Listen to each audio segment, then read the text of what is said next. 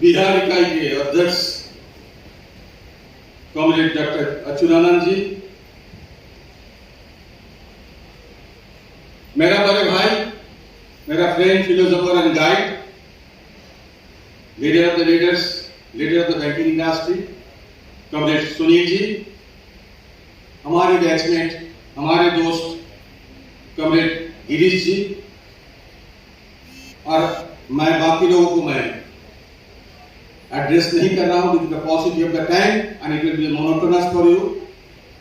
All the stalwart leaders sitting on the dais, two names I should mention: our worthy chairman Comrade Madhusudan ji and the working president Comrade Nilesh, and my dear friends and colleagues and co-warriors in the arms of our federation and विभिन्न इकाई से आए नेतागण, हमारे सूर्यदिन का यात्रा में जो थे कॉमरेड उमेश तिवारी जी, मैं ट्रेन से उतर के पहला जिनसे मेरा मुलाकात हुई थी गया मेन ब्रांच में, वो है उमेश तिवारी जी, और शाम को हमारे और एक बड़े भाई के साथ मुलाकात हुई थी, वो है संजीव कुमार सिंह जी। मैं आप लोगों को मैं नमन करता हूं, और सही में मैं जब बिहार इकाई का कोई मीटिंग में मैं अभी भाषण देने के लिए आता हूं, मैं गर्व अनुभव करता हूं, मैं सही दिल में मैं इसका भरबख्श मैं समझता हूं, और मैं सही माने में मैं बिहारी भी हूं, और गर्व से मैं कहता हूं कि मैं बिहारी हूं, क्योंकि बिहार में ही मेरा जन्म है, मेरा बिहार में, बिहार का भागलपुर का खंजहरपुर में मेरा जन्म है। आप बोल सकते कुछ देर के बाद, मेरा बात सुनने के बाद बोलेगा कि आपका हिंदी इतना खराब क्यों है। बंगाली का साथ इतना दिन रहते रहते मेरा हिंदी खराब हो गया, और मैं एक बार 3-4 साल पहले आपका यहाँ मीटिंग में आकर के मैं ही बोला था, गलती मेरा नहीं, जो हिंदी मेरे को सिखाते थे वही उन लोगों का गलती है कि मेरे को गलत हिंदी सिखाया। तो सही माने में आज मेरे को बहुत ही अच्छा लग रहा है। जब भी मैं बिहार आता हूं तो मेरे को अच्छा ही लगता है। और कॉमरेड सुनील जी, एक्चुअली मैं बोला कि डेपुटेशन में भेजा गया, हाँ सही में डेपुटेशन में भेजा गया, और मैं भी डेपुटेशन से आने का यहाँ कोशिश भी नहीं किया था, क्योंकि यहाँ सुनील जी है, यहाँ आने से मेरा नेतागिरी नहीं चलेगा, मैं नेता नहीं बन पाऊंगा, इसलिए मैं बंगाल में बस गया। मुझे मालूम नहीं इन लोग मेरे को कैसे वहाँ का नेता बना दिया, बिहारी होने का बावजूद भी। तो साथियों, सुनील जी के बारे में बोला जा रहा था, सही में सुनील जी कभी बोलते थे कि एक्चुअली ये सब अनुभव की बात है कि दर्द सहने कहने के लिए कम लगता है, लेकिन दर्द सहने में दम लगता है। इन्होंने बहुत दर्द सह लिया, इनमें दम है, इसीलिए दर्द को सह लिया। और मोदी जी अभी बोले कि सब कोई शायद से ही बोल रहा है, ये सिंगल मैन आउट हो गया, दोनों आदमी का नाम नहीं आता, अमरनाथ भी नहीं बोलेगा और मैं भी नहीं बोलूंगा बोले, लेकिन अमरनाथ बोल भी दिया है, तो वो सेकंड मैन आउट हो गया। तो जो हंस रहा है दर्द ने उसे पाला होगा, जो चल रहा है पांव में उसका छाला होगा। संघर्ष के बिना इंसान जी नहीं सकता है, और जो दिया जाएगा उसी में उजाला होगा। तो सुनील जी, आपने संघर्ष का मैदान में संघर्ष करने के लोगों को सिखाया, और ये तो सिर्फ अंग्रेजी है, आगे और लड़ाई बाकी है। जिस संगठन ने पाला आपको, उनको ऋण चुकाना अभी बाकी है। ये सिर्फ अंग्रेजी है, आगे लड़ाई और बाकी है। कुछ परिणाम अभी आया है, कुछ इम्तिहान बाकी है, बहुत सारे इम्तिहान बाकी है। हम लोगों में बहुत आगे लड़ाई लड़ना पड़ेगा, तब जाकर के हमारे जो भविष्य का जो पीढ़ी, उसका भविष्य हम लोग सुनिश्चित कर सकेंगे। गिरीश जी बहुत कुछ चीज बोल रहे थे कि करना है, तो सही में ये आज जो बिहार की जो धरती है, बिहार की धरती की क्रांतिकारी नेता जयप्रकाश नारायण जी 1969 में ये बोले थे, that is a master stroke in the political sagacity. विरोधी पक्ष में होते हुए भी उन्होंने कहे थे, that is a master stroke in the political sagacity in regards to the bank nationalisation done by madam Indira Gandhi. और उसका बाद भी हम लोगों ने बहुत कुछ सुना। Arvind Subramaniam, who used to be the advisor of the government, बाद में उनको भगा भी दिया गया था। उन्होंने कहे थे that is the greatest blunder in the economic reforms in the independent country। तो किनका बात सहमत सही है, ये प्रूव करने का जिम्मेवारी हम ही लोग का है। अभी तक हम लोगों ने प्रूव करके आया है कि yes, that was a great decision, it was the superb economic reform so far that India have seen, और उसका फल आज भारत में भोग रहा है। आज भी भारत दुनिया का सेकंड और third the highest grower of any of the food grains और pulses। It has been made possible only because of the fact that in the nook and corner of this country, the nationalized bank, they are having their branches and they are giving the loans to the farmers at cheap rate and easy terms। Indira Gandhi एक slogan उठाए थे, गरीबी हटाओ। गरीबी हटाओ का मूल मंत्र वही था कि किसानों को मजबूत बनाना पड़ेगा, किसानों को सहज स्तर में ऋण मुहैया करना पड़ेगा। ये सब ने भागीदारी दिया था यही नेशनलाइज्ड बैंक। तो आज हम लोग उल्टा रास्ता पे चल रहे हैं, लेकिन उल्टा रास्ता पे चल रहे हैं ये बात तो जब से सही है, ये रास्ता को या रोड मैप को घुमाना भी है हम लोग का। मैं आज आप लोगों को 2-3 चीज के लिए मैं बधाई दूंगा। ये सही में आप बहुत ही बधाई के पात्र हैं। एक तो नंबर 1 की एक इतना संख्या में आप लोग आज जुटे हुए हैं, इतना संख्या में आप जुटे हुए हैं। खास करके भागलपुर से बहुत लोग आए हैं, पटना मुजफ्फरपुर में लोग तो आते ही थे। और दूसरी बात है क्या, कुछ कम दिनों में ही आप जो ट्विटर इसका सब्सक्राइबर 10,000 का ऊपर ले गए। तालियां कीजिए, that is the creation of all of you. Because आज का जमाना में ये बहुत ही जरूरी है, क्योंकि आज मार्केटिंग का युग है। जितना मार्केटिंग आप कर पाएंगे उतना ही आपका मीन्स सक्सेसफुल रहेगा हर चीज। जो वर्कर्स है वो तो हमारे अभी कमोडिटी बन गया है, और लीडर लोग हम लोग आप आजकल प्रोडक्ट हो गया। ये प्रोडक्ट को जितना सेल कर पाइएगा उतना ही आपका काबिलियत है, उतना ही आपका सक्सेस है। तो इसको प्रोडक्ट को सेल करने के लिए ये आपका यूट्यूब चैनल या ट्विटर या फेसबुक या कोई भी सोशल मीडिया, इसमें आपका भागीदारी बहुत ही जरूरी है।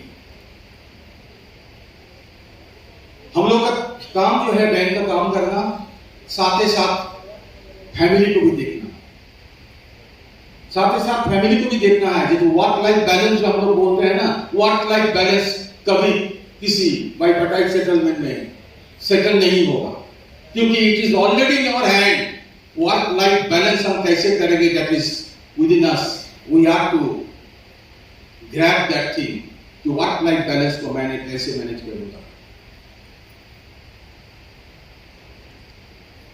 बैंक का काम कीजिए, टारगेट अचीव कीजिए, सब कुछ कीजिए, साथ साथ आप नॉलेज एक्वायर कीजिए, नॉलेज को एक्वायर कीजिए।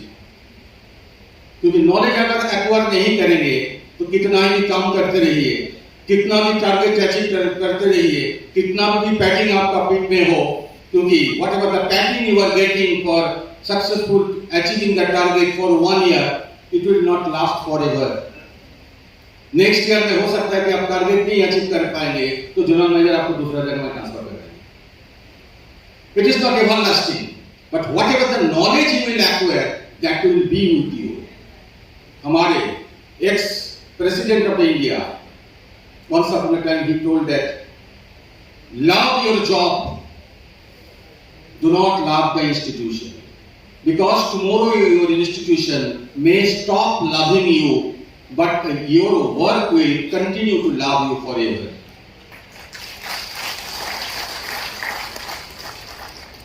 तो साथियों, ये नॉलेज बहुत ही जरूरी है. Grabbing the knowledge, it is the main thing. That day in the Odisha, I was talking about the problem of this focus, attention. That is the main crisis as on today throughout the globe. We are not having the focus. We have to target a particular thing कि मेरे को क्या करना है. लेकिन आजकल bank के प्रबंधन पक्ष लोगों ने हम लोग का फोकस को इधर उधर हटा रहे हैं. We should be focused to achieve our target, not only the target of the bank, target of our life. ये फोकस को आप सिर्फ मत कीजिए. ये फोकस से हम लोग हमेशा दूर हट जाते हैं. फोकस को हम लोग डेविएट कर जाते हैं. बहुत सारे बात होता है कि perform to your potential, transform to outperform, बहुत सारी चीजें बोला जाता है. But at the same time you have to keep your concentration so that you are being a responsible father, you are being a responsible mother, you are being a responsible child of your father and mother, you are being a responsible family man. इसके लिए भी balancing होनी चाहिए. वो दो नीलेश या किसी ने बोला था कि नहीं कमलजीत, टाइम से आइए और टाइम से जाइए. यस, इट इज द मूल मंत्र. अभी वर्क लाइफ बैलेंस में इसी में ही में रखा हुआ है कि you are to come in the office on time and you are to go to your home in on time. For that we need to be a smart banker. Banking को smartness होनी चाहिए. दिन भर में कुछ नहीं किया तो सुनील जी बोलता है ना कि दिन भर कुछ नहीं किया, कोई चीज का परफॉर्मेंस कर नहीं पाया, टारगेट अचीव कर नहीं पाया, लेकिन 5 बजे के बाद उसमें क्या चीज का पैदा हो जाता है, क्या ऊर्जा पैदा हो जाएगा जो टारगेट अचीव कर लेगा. ऐसा नहीं. Be a smart banker. Because हम हमेशा बोलते रहते हैं the person who is not in a position to complete his job, he is not an efficient banker or efficient workman. ये भी मेरा कहना नहीं है, ये भी अब्दुल कलाम आजाद का ही कहना है. Therefore, concentrate on your own job, concentrate on your focus, love your institution. There is no need to love your bosses. कुछ दिन पहले बातों में एमडी के साथ बात हो रहा था. बोल रहा है कि देखिए ना, सबको बोल रहा है कि I am trying to reach the expectation of you. It is not the expectation of any ideology. You should try to reach the expectation of your institution. MD के साथ मेरा बात हो रहा था, उस दिन बोले थे ये चीज. Yes, you should understand what to do. Target achieve करने का नाम से nobody has given me any right to add more new accounts into the NPA portfolio. Nobody has given me that right. Target आएगा, आपका digestive power कितना है उतने का हिसाब से ही आप टारगेट को अचीव कीजिए. और प्रबंधन पक्ष के लोगों को मैं हमेशा बोलते रहता हूं कि सर जो लोग टारगेट अचीव नहीं कर पा रहा है, it means not that they are not trying. They are also trying, they are also contributing, but many times it may not be achievable for them. Don't underestimate them, don't demotivate them, because they are the precious asset of this bank. Don't try to convert this asset into their liabilities, because today bank may not achieve the target, today bank may not post a profit, tomorrow the bank will post a profit. But if the precious asset, this human asset, is being converted to a liability, then you cannot revert back. That day, when ED came in our meeting at Calcutta, I told them, sir, please, you ensure the smile on the faces of our officers. We will ensure the business. उनको हंसी खुशी काम करने के दीजिए. आज पहले means हम लोग जिस टाइम ज्वाइन किए थे उस टाइम एक मंत्र था कि स्माइलिंग फेस में कस्टमर सर्विस देना है. कस्टमर सर्विस को अगर कस्टमर को बोला भी जाएगा आपका ये काम आज कर नहीं पाएंगे, लेकिन मुस्कुराते हुए कहिए. लेकिन आजकल हमारे ऑफिसर लोग खुद ही मुस्कुराते नहीं है, तो कैसे कस्टमर के सामने मुस्कुराएगा. और मैं कुछ दिन पहले हमारे एग्जीक्यूटिव का मैंने बोल रहा था कि सर आजकल एक चीज देखा जा रहा है. हम लोग जिस टाइम पहला मैनेजर करने के लिए गए थे, एक ट्रेनिंग हुआ था, उसमें बोला गया था कि मैनेजर का ड्यूटी बहुत सारे है, उसमें एक ड्यूटी है you should be a shock absorber. जो ऊपर से जो हीट आ रहा है, to some extent you want to absorb that heat. It is not that you will all the shocks, all the heats you will percolate down to the ground level.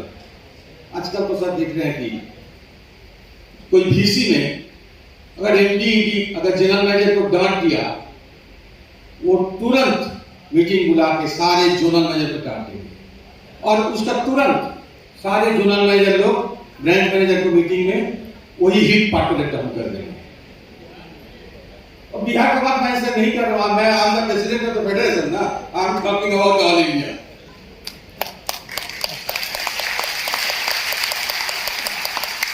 तो और manager क्या करेंगे? Manager total heat नीचे डाल देंगे. सारे लोग व्यस्त हैं, हो गया खत्म बेंच का काम.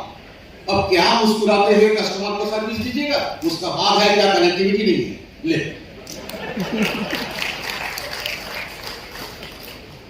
लेकिन ऐसा नहीं होनी चाहिए.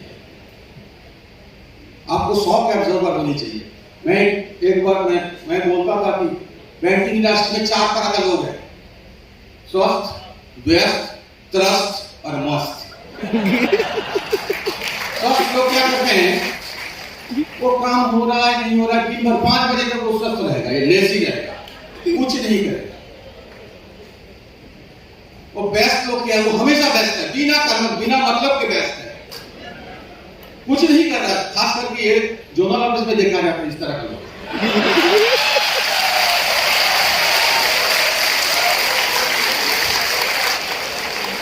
दिन भर घूम रहे हैं, दौड़ रहे हैं, लेकिन कुछ नहीं कर रहा है. और कुछ लोग होते हैं वो स्वस्थ भी नहीं होते हैं, व्यस्त भी नहीं होते हैं, लेकिन त्रस्त रहते हैं.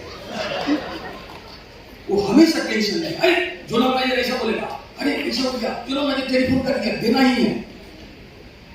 किसी का टेलीफोन आया, ये भाई इसको ये आरटीजीएस कर दो टेलीफोन से. ये हमारे कलकत्ता में नहीं हुआ, मीन्स मैं कोई कहानी नहीं बोल रहा हूँ. वो देखे कि चेंबर में वो खड़ा हो गया, हाँ सर बोलिए सर, टेलीफोन से बात हो रहा है. उसका बाद वो आते ही बाहर आते, अरे जोनल मैनेजर ने बोला है ये आरटीजीएस करना है, ये तुरंत करो. बोले सर कहाँ पेपर कुछ नहीं है, ना है चेक ना है कुछ. अरे जोनल मैनेजर बोला है तुरंत करो, नहीं तो जोनल मैनेजर ट्रांसफर करेगा. अब विश्वास नहीं कीजिएगा, मैं अगर चाहेंगे तो मैं आपको नाम भी बता दूंगा, डाटा भी बता दूंगा. कुछ ही देर बाद मेरे टेलीफोन आया, बोले कि सर देखिए ना वहां से एक्शन हो गया, तो आदमी ने वो फ्रॉड करने का कोशिश कर रहा है. तुरंत जाकर के उसको बोला ऐसा नहीं, जोनल मैनेजर को तुरंत मैंने उसको काम कहीं कुछ ना सुन करके मैं जोनल मैनेजर को टेलीफोन किया. आपने टेलीफोन किए थे? बोले नहीं ऐसा नहीं है. बोले संजय जी ऐसा बात मेरे पास भी टेलीफोन आया है, someone is trying to, they have tried in 4-5 branches in the name of the zonal manager, they are trying to do that. तो मेरा कहने का मतलब इस तरह का त्रस्त नहीं होनी चाहिए. और 4th कैटेगरी लोग हैं मस्त. दे आर बैलेंस्ड पर्सन, काम भी करते हैं खुशी खुशी रहते हैं, इस तरह का होनी चाहिए। ये सब अगर मस्त आदमी अगर होंगे तो ये बाइपाटाइप में घुसाना नहीं पड़ेगा कि वर्क लाइफ बैलेंस करना है। वर्क लाइफ बैलेंस इन लोग ऑटोमेटिकली जानता है क्या है वर्क लाइफ बैलेंस। और काम चोरी भी नहीं करते हैं, काम अपना काम ठीक कर लेते हैं। They are the smart banker, they are the smart banker. तो इसीलिए कोई लॉगिन डे या कोई डे का इंतजार मत कीजिए। हमारे बैंक की रोज ही लॉगिन डे होनी चाहिए। कोई पर्टिकुलर लॉगिन डे क्यों होगा? जब आपका प्रोक्योरमेंट ऑफ द बिजनेस होगा तब भी आपका डिस्बर्समेंट होगा, तब भी आपको किसी को कुछ दिन पहले एक तो सुनील जी शायद पोस्ट किया था या मैं पोस्ट किया था, हम लोगों ने कुछ एक्सचेंज ऑफ व्यूज भी हुआ है। तो ये बैंक में देखें कि उनका एक लीडर का जन्मदिन है, वो बोला कि जन्मदिन का उपलक्ष्य में इतना करोड़ों को डिस्बर्स करना है। हाँ, फिर जनरल मैनेजर यूनियन बैंक। तो साथियों, ये सब सोचना है, ये सब सोच करके you have to apply your mind. First of all you have to apply your mind. Mind से कम कीजिए, क्योंकि all are very highly educated. Therefore, whatever you are doing, you should try to do by applying your mind. और बोला कि आपका अनुभव क्या था शुरू का ज्वाइनिंग का। मेरा शुरू का ज्वाइनिंग तो गया ब्रांच में तो बहुत ही अच्छा था। ये तिवारी जी वगैरह वगैरह थे, मैं कुछ खुश थे। उसके बाद देखिए कुछ दिन के बाद मेरा ट्रांसफर आ गया तारानगर ब्रांच। तो लोगों ने मेरे को बहुत डराया था। तो उस टाइम आरएम हुआ करते थे, उस टाइम सीआरएम की पोस्ट नहीं हुआ था, आरएम रीजनल मैनेजर। तो मेरे को बुलाया, बोले कि संजय दा देखो, संजय देखो, आप अनमैरिड है, इसीलिए आपको भेजा जा रहा है, क्योंकि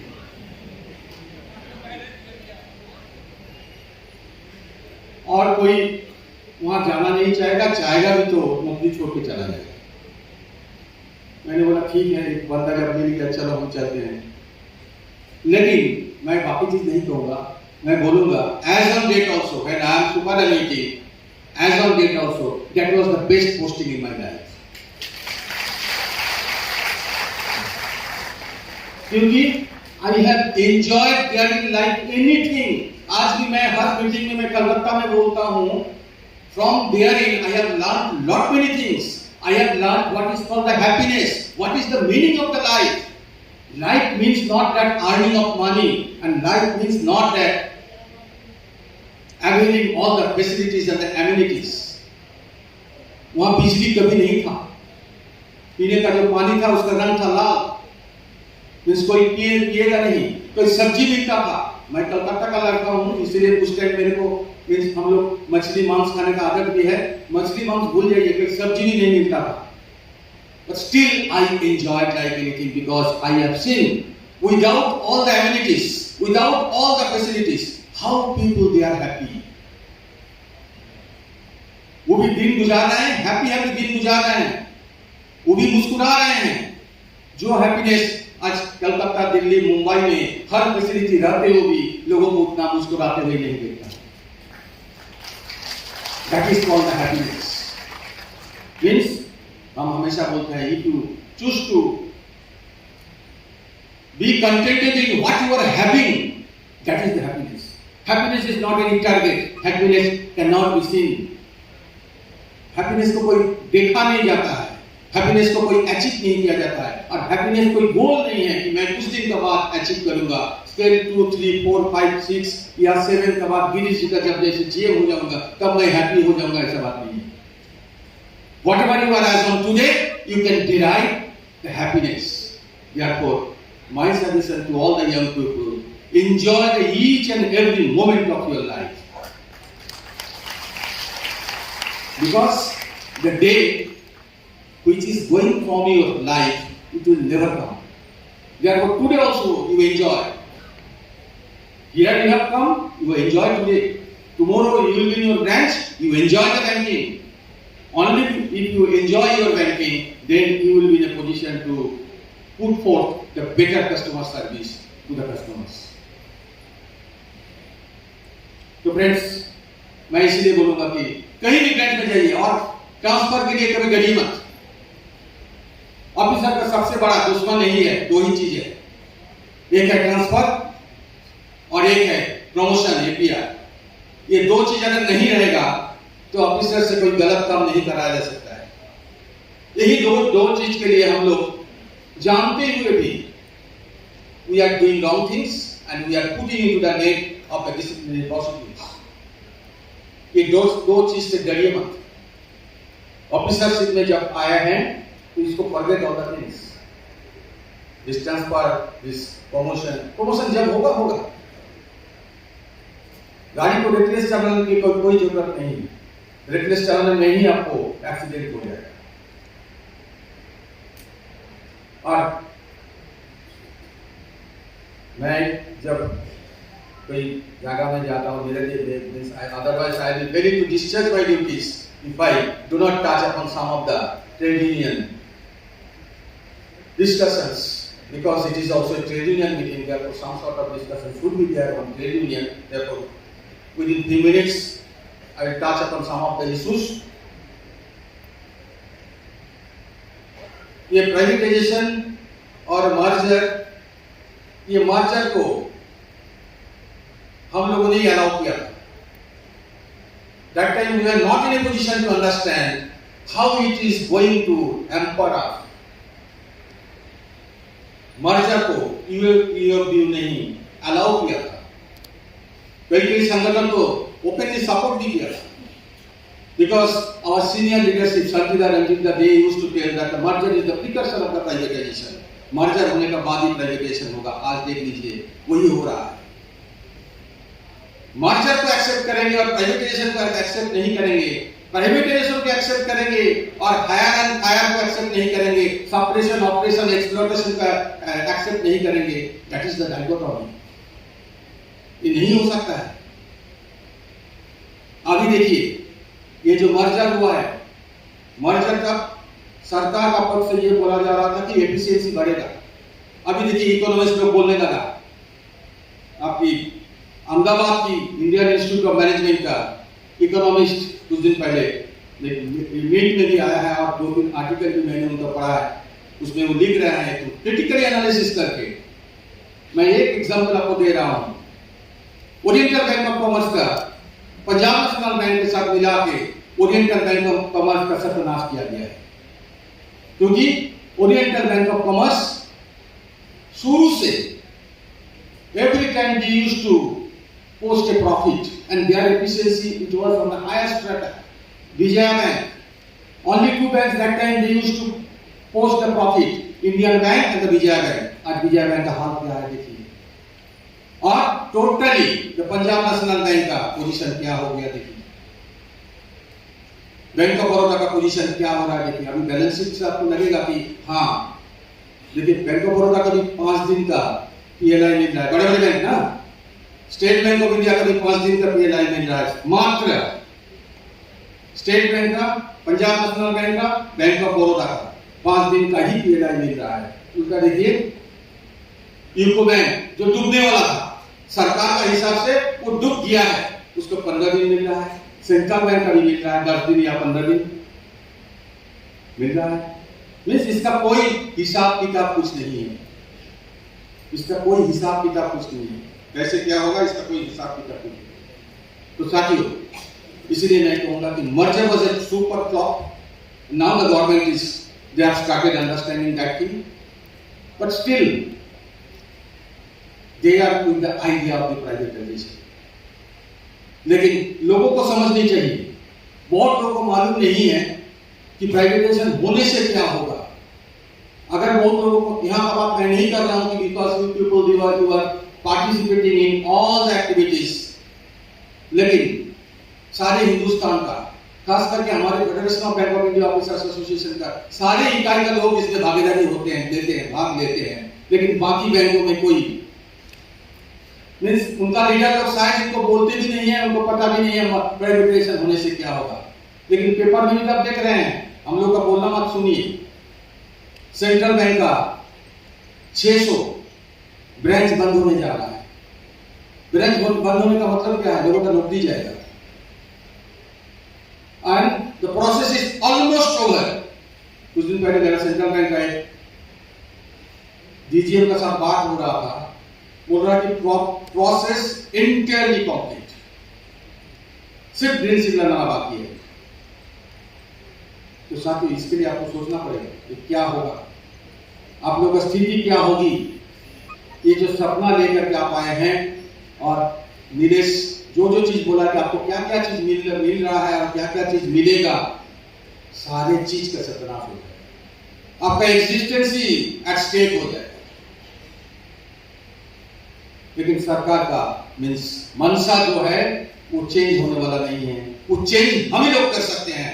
हम अगर एकजुट होकर के अगर लड़ाई करेंगे तो उसको चेंज कर सकते हैं, क्योंकि ये हमारे देखा हुआ चीज है। 1991 से ही तो जब ग्लोबल इकोनॉमी ओपन अप हुआ था, डिवेलपमेंट, प्राइवेटाइजेशन एंड ग्लोबलाइजेशन जो हुआ था, तब से ही हर साल ये धमकी दिया जा रहा है। लेकिन अभी तक बैंक नेशनलिस्ट क्यों है? Due to the strong unions and association in the banking industry. लेकिन आजकल हम लोग कुछ जगह को छोड़ करके, कुछ लीडर को छोड़ करके बाकी जगह में हम लोग लड़ाई भूल गए। हम लोग लड़ाई लड़ना भूल गए, लड़ाई नहीं लड़ रहे हैं। आपस में छोटे छोटे मुद्दे पे हम लोग लड़ाई कर रहे हैं, लेकिन जो बड़े मुद्दे हैं उसका ऊपर हमारे नजर नहीं है। लेकिन हर चीज को लड़ाई का मैदान में जाकर के अगर लड़ाई, क्योंकि देखिए एफआरटीआई बिल में लड़ाई करके हम लोगों ने उसको सरकार को वापस लेने में मजबूर किया। FRTI bill, it was going to be implemented, but throughout the country there was a tremendous impetus against this FRTI bill, and we motivated the common people against this FRTI bill. लोगों को समझाना पड़ेगा ये आज bank privatisation होने से बाद हमारे तो जो होगा तो सो होगा, लेकिन आपका रोजगार सृजन बंद हो जाएगा, आपका आरक्षण खत्म हो जाएगा, ग्राहक सेवा में कटौती होगी, आपका बैंकिंग बिजनेस कॉस्टली हो जाएगा। ये सब चीज लोगों को समझाने का जरूरत है आ गया। अगर हम ये जरूरत को, ये अगर हम नहीं समझा पाएंगे तो हमारे भविष्य बहुत खराब जगह में जा रहा है। तो साथियों, मैं अभी मेरा अभिभाषण खत्म करूंगा एक चीज बोल के, जब मंजिल तो हमें मिल ही जाएगा, भटक कर ही सही। मंजिल तो हमें मिल ही जाएगा, भटकते भटकते ही सही। गुमराह तो वो लोग हैं जो घर से निकले ही नहीं। खुशियां तो हमें मिल ही जाएगी, खुशियां तो हमें मिल ही जाएगी, रोते रोते ही सही। कमजोर दिल के तो वो लोग हैं जो हंसने का सोचते ही नहीं। साथियों, मैं ये कहूंगा कि आप लोग एकजुट होकर के रहिए। Rally down your association, that is the only solution, that is the protection umbrella. ये प्रोटेक्शन अम्ब्रेला का मतलब ये नहीं है कि बारिश नहीं होगी, बारिश होगी, लेकिन बारिश से आपको बचा देगा। और ये एसोसिएशन ऐसा ही है जिंदगी में। It is life is not a bed of roses. Maybe in your family life, maybe in your banking career, lot many ups and downs are there. आपका रोड में बहुत सारे चीज आएगा, लेकिन जिस टाइम आपका कोई एडवर्स सिचुएशन आएगा, उस टाइम अगर कोई आकर के आपका पीठ पर हाथ रख करके बोले कि मैं हूं ना, तो आपका दिल में थोड़ा सा भरोसा का पैदा होता है। और ये एसोसिएशन है यही भरोसा दिलाने वाला है। नेता कौन होते हैं? भरोसा दिलाने वाला ही नेता होता है। नेता को देख करके अगर आपको भरोसा मिल जाएगा, वही नेता है। तो जी चलेगा, चीज मैं बोलूंगा कि वक्त से लड़कर जो अपना नसीब बदलते हैं, इंसान वही है जो अपना तकदीर बदलते हैं। वक्त से लेकर जो अपना नसीब बदलते हैं, इंसान वही है जो अपना तकदीर बदलते हैं। काल क्या होगा कभी सोचो मत, क्या पता कल वक्त ने आपका अपना तस्वीर बदल देगा। ये मत सोचिए कि प्राइवेटाइजेशन होना ही है क्योंकि गवर्नमेंट इज बहुत स्ट्रांग है इसलिए रुकने वाला नहीं है। गवर्नमेंट से भी स्ट्रांग लोग यहां मौजूद है, क्योंकि हमारे जो पार्टी है वो पार्टी कोई पॉलिटिकल पार्टी से भी दमदार है। हमारे कौन पार्टी है? ये पार्टी है all India bank officers confederation कहिए चाहे all India national bank officers federation कहिए, क्योंकि इनका पार्टी ऑफिस देश की कोने कोने में है। इतना पार्टी ऑफिस किसी पॉलिटिकल पार्टी का नहीं है। अगर देश की कोने कोने से अगर आवाज अगर गूंजता है तो कोई पॉलिटिकल पार्टी का हिम्मत नहीं है ये बैंक को प्राइवेट कर दे और आपका भविष्य को अनिश्चित कर दे। With this words, again आपको मैं बधाई देता हूं, क्योंकि मैं भी सोचता हूं ये हमारे अपना यूनिट है, बिहार यूनिट मेरा अपना यूनिट है। बिहार यूनिट मेरा अपना यूनिट है और बिहार यूनिट में आने से बात करने के लिए मेरे को अच्छा ही लगता है। लेकिन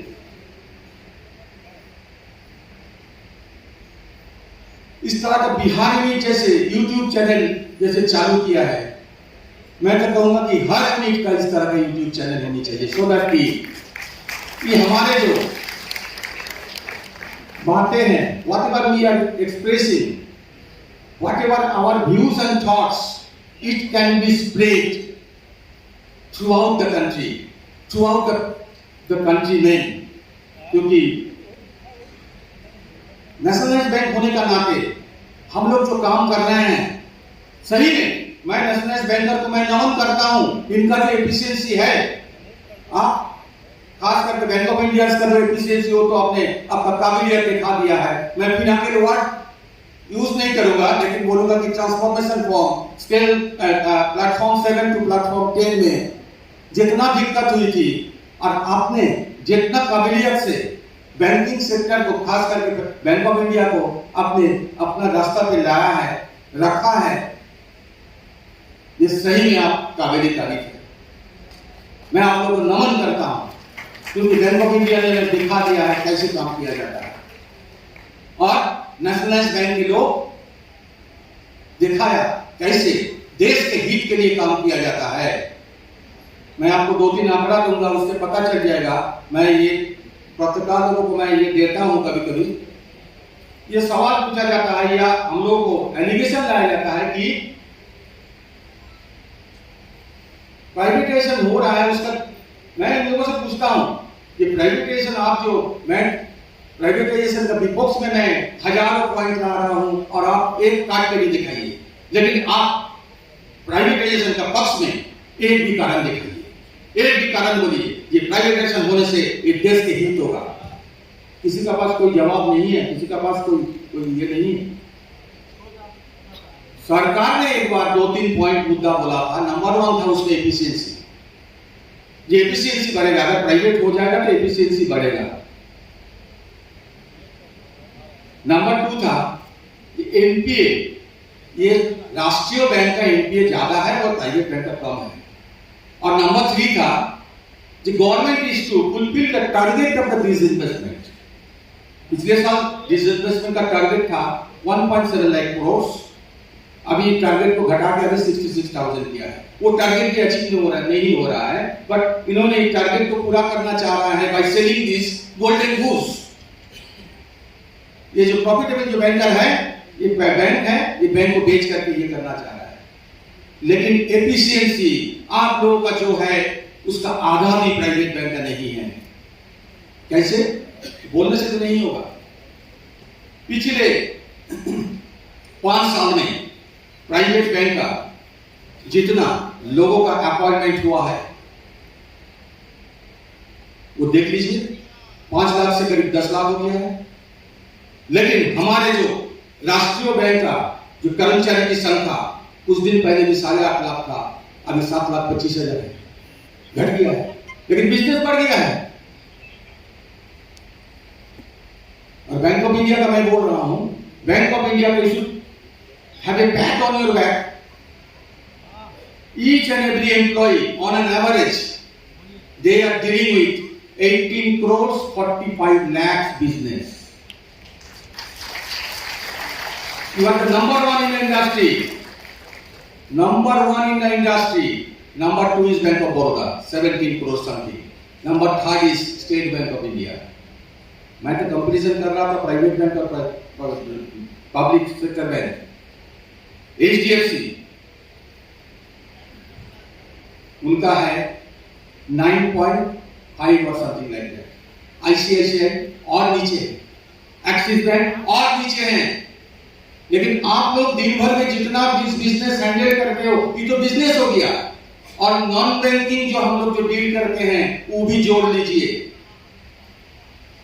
गरीब कल्याण योजना, प्रधानमंत्री स्वनिधि योजना, जनधन योजना, बेटी बचाओ बेटी पढ़ाओ, कितना कितना योजना आप करते हैं, उसको भी ऐड कीजिए।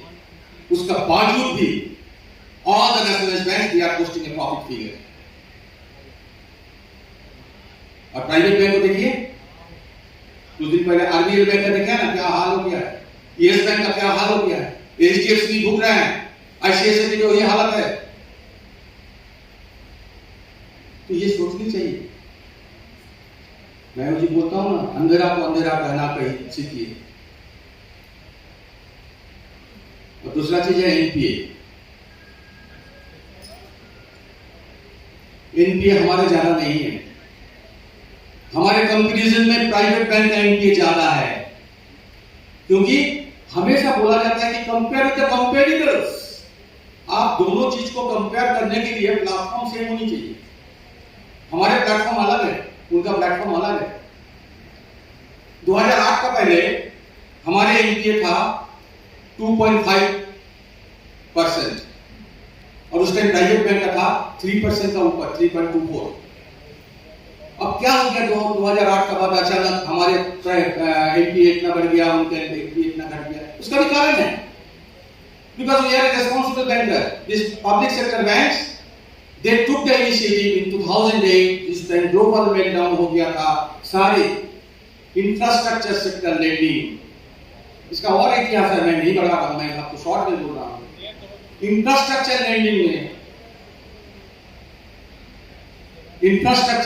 में ये काम हमारे पास आ गया 2008 से। और इंफ्रास्ट्रक्चर लेंडिंग में हम जानते थे कि इसमें पैसा रिटर्न भी नहीं आ सकता है और गड़बड़ भी हो सकता है, क्योंकि इसका लॉन्ग टेन्योर रिपेमेंट पीरियड होता है, 15 साल का लॉन्ग टर्म क्रेडिट जिसको बोला जाता है।